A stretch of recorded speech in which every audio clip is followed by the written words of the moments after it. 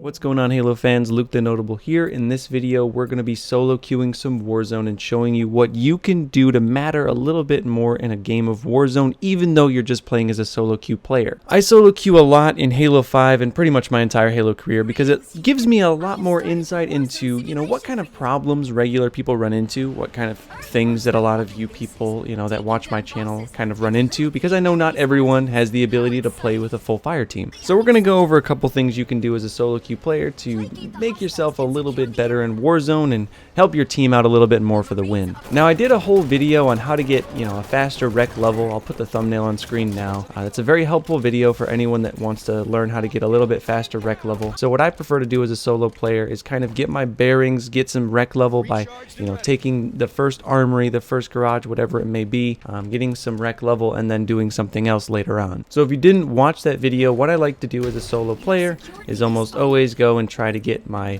extended magnum, and what I try to do is I try to kind of pick people off around the middle spire, because that's going to give me more rec level and allow me to get some higher level stuff. In order to matter in solo queue, you do need to have a higher rec level than the guys that you're going up against. If you try to go up against a team of 6 or whatever it may be, and you've only got pistols, there's no way you're going to win. You have to have some firepower. So you can see how I'm kind of sitting on the side here trying to pick off people with my magnum, and that's the reason I like to get the extended magnum, is I can shoot more bullets down range without having to go back to a rec station to fill up again. Just be careful, do not die. Oh, he's got a Banshee already. Wow, he must have pulled it at random. Try not to die. It's very important that you don't die, because that's going to set you back big on getting points and everything like that. When you're solo queue, if you die, it's also very important to update your loadouts. Don't make sure you don't forget to update loadouts. Don't be sitting around with a little pistol when you should be having a battle rifle. These guys got a very lucky Banshee early on, and that's kind of been giving them a lot of early game kills. Unfortunate that happened in this game, but that brings me to another point that I think you should be doing as a solo queue player, and that's playing more of a support role. There's a Banshee in the sky right now, and I don't really have much that I can use to take it out. I could use a plasma pistol. So I'm going to just wreck a Spitfire, try to take out this Banshee. So I found in some research that teams that overall wrecked more things during the game generally won. People that wrecked higher rec level stuff during the game generally won. So my theory is as a support player, as a solo player, if you could take out stuff that the enemy was wrecking and kind of take that Warzone snowball, that Warzone balance, and put it back more in your favor, kind of take away the rec level of the enemy, then, well, maybe you had a higher chance of winning. So there's currently a Banshee in the air. I'm going to pull out a Whiplash, try to get that thing taken down. That thing has been wrecking us pretty much the whole first part of this game. They're going to get the Spire probably because of it, just because some dude got lucky and pulled a random. Oh, look at that. The next thing you should be doing as a Warzone solo queue player is not just running into the Spire. It's very important as a solo queue player to know that you're not going to run into their most popular base and take it. What I prefer to do is go for a double cap, but I prefer to go for it on the opposite base. So I let them have the Spire. I know it's a tactical position. Playing by myself, it's not like I can coordinate with people to get a good push in and and make it a little bit easier for me to take the Spire with a couple of my friends, because I'm playing with myself. So what I'll generally do is I'll put on my either advanced thrusters to get there faster, or just more ammo armor mods. I'll get some good weapons. Right now I got the Whiplash, and I'm going to go over to the West Armory and try to take that solo. I said earlier that you need to be armed to the teeth in order to do it. So we've got the Whiplash, and hopefully this can go good for us. If you can pull off a couple of these during a game, it's really going to help your team out. Sometimes you'll even get help too. Like this guy just randomly came in, and that's going to make it a little bit easier having a gun goose on the bottom there. But using this Whiplash, hopefully no one comes in. So I don't even have to use it, and I can use it on maybe taking the Spire. And that's why you want to be armed to the teeth, because you want to be able to kill people fairly quickly. There are 12 people on the enemy team in Warzone, and you want to make sure to take them out as fast as possible. Whiplash is great early game for that. Another good wreck for that is Blaze of Glory. Alright, so these guys are wrecking a lot of stuff down in the Spire. They're trying to defend it as hard as possible. We have the side bases though, and if you're double capped, you're always going to get points a lot faster. So no matter how fast they kill us, generally we're still going to end up winning. A lot of what you do in solo queue is very heavily defensive, because you want to make sure that you can't coordinate good pushes, so you need to kind of, save up some of your recs, get a high rec level early, save up some of those recs, and use them all at once to kind of take out an armory or, take out a Spire if need be. Ooh, 2 are in East now, okay. One got a Blaze of Glory. I don't think the Blaze guy died. Someone died. There it is, free Blaze of Glory, look at that. He doesn't know I have a blaze. Level 7 Rex available. You are becoming quite powerful. You have taken the Don't you just love that when they don't know you have a good weapon? So these guys are coming pretty heavy onto east, so I'm just kind of chill here a little bit. I don't mind that my teammates are going for Spire. Spire probably isn't going to get taken because these guys on the enemy team are wrecking a lot of stuff, as you saw by me picking up a Blaze of Glory and almost getting, you know, I could probably take this sword too. Actually, hey dude, take this sword. Found an energy sword. Oh, you have a rocket. Oh, I don't want your rocket. Are you offering that to me? No, I don't want the sword. This is what happens. So here we're not really in a position where we need to have any kind of bases taken. It would be nice to take Spire, but realistically getting a triple cap as a solo queue player is not going to happen. Oh, they just got a Phaeton in the air. That's not good. Okay. Well, this was a bad time to get this sniper out because this is a time where you want to kind of put the balance back in your favor. This is the time when you want to get something like, oh, look at this guy with the Needler Hog in the armory. Sorry guys, there's just lots of Warzone things happening around me. But once you see the Phaeton in the air, this is the time where you really want to get like a laser or something. Try to take that thing out for your team's sake. I unfortunately wrecked this, you know, high-level sniper. It's not even that great. I just wanted to kind of take some pot shots.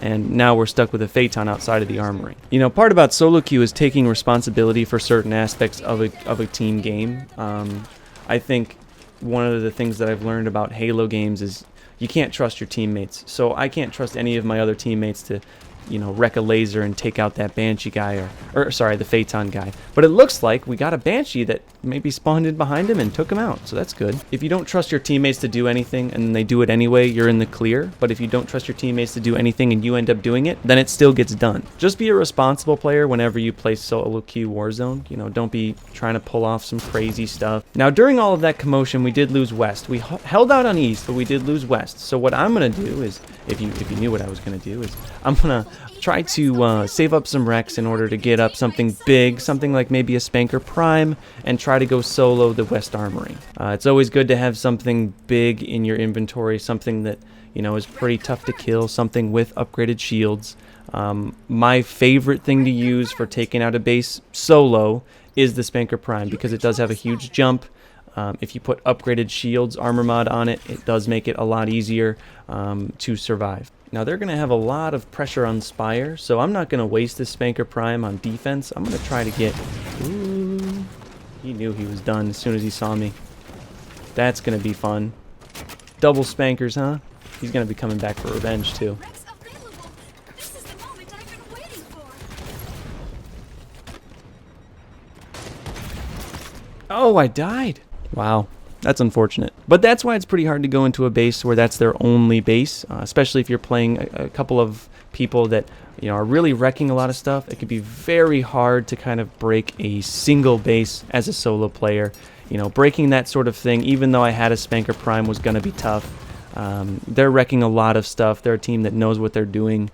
I would really only recommend going in on a single base if you were a solo queue player, if the enemy already had two bases. This is a time where I really just need to save up some rec points. I'm already level 9, so it's just a matter of time before I get more rec points in order to take one of these armories. But I got to do that, and I got to take the one that maybe I see the most of my teammates going to. I don't have enough firepower to go for the hunters. You know, it's just a really tough game for me at this point. But that's kind of the trouble you run into as a solo queue player. You know, you're not going to be able to coordinate. You're not going to be able to say, "Hey, I'm getting a snipe, you get a Banshee," or, you know, I'll take a laser and cover you. It's tough. I need to take out this Hannibal Mantis, and then I got to take out the hunters. There's one, almost two. Alright, that's really going to hurt him. That's 2 Hannibal Mantises down, or Wasps down. We got to get into that hunter, though. Use this Salient's Lance to try to steal the kill. Oh, no. Got him! Alright, that's huge. That's going to put us back into the game. So we got an extra 200 points. We need to get another base capped at this point, but we don't have enough rec level for that. So we got to try to do it without a wreck, which is tough, but we got to look and see where our teammates are. We have 2 teammates over there at east, so I'm going to try to run towards east and try to see if I can help them out with just my Sentinel DMR to get that east captured, because that's going to give us more overall points. A lot of people make the mistake of trying to go for kills in the last, couple minutes of a game, but it's more important to get the bases, get them double capped. Oh, that was big.